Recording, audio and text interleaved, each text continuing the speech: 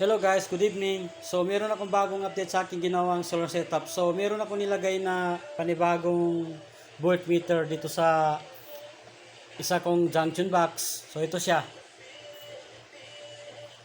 Pero di gaya sa isa na meron siyang nakalagay na bar.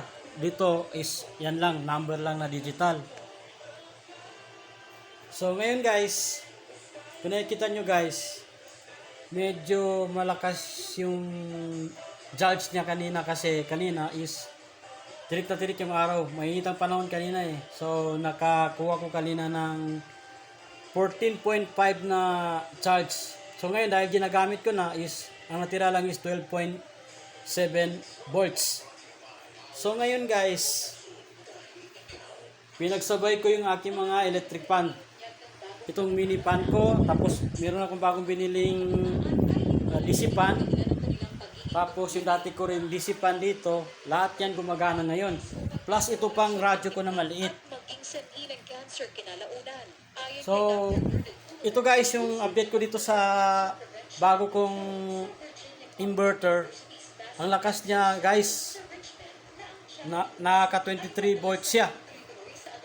Lalo na kapag gumagamit ka ng electric fan. So ito guys, kayang-kaya niya mga rice cooker, washing machine, refrigerator at television, aircon, kaya niyang paganahin. Pero ngayon kasi guys, wala pa akong mga appliances na kaya ng TV, ref at saka washing machine. At wala rin akong aircon, kaya ito lang muna, electric fan na lang muna gagamitin ko. So ito guys is, ito rin ay yung dati kong ginagamit. Kaya lang, dahil binago ko yung itsura ng aking solar setup, inayos ko. So ito is, nandyan lang sa mga lalagyan ko. So ginamit ko lang kasi sayang din naman. Saka dagdag na rin itsura sa aking ginawang solar setup. So ngayon guys, as you can see guys, pinailaw ko na rin yung dalawa kong 12 volts na mga ilaw. So sabayan na lahat yan guys. Kayang-kaya niya.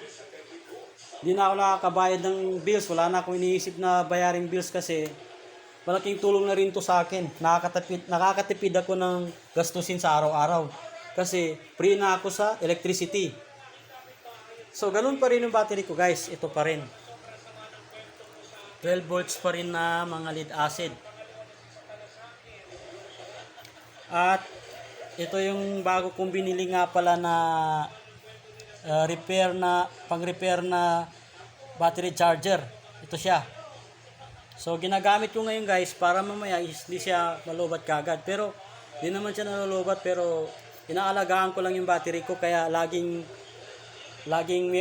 merong charger dito na pang battery charger para hindi ma-overdrain yung aking battery. Pero mamaya tatanggalin ko rin kasi baka ma-overuse ko naman to, is masisira. Mahal pa naman to. Nasa 500 plus na rin ito eh. So, dito naman sa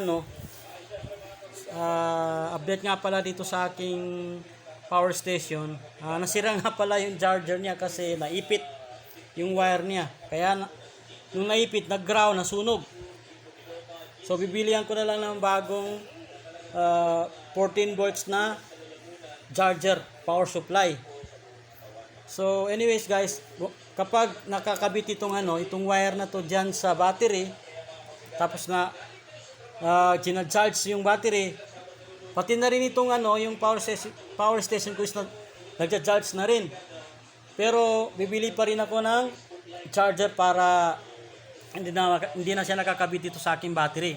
Baka sa katagalan is masisira itong power station ko. So yun lang guys. Sana meron kayong natutunan sa aking sana meron kayong natutunan sa aking ginagawang video araw-araw. Pasensya na kayo guys sa Tagalog buha kasi hindi ako masyado marunong mag-Tagalog. So yun lang guys.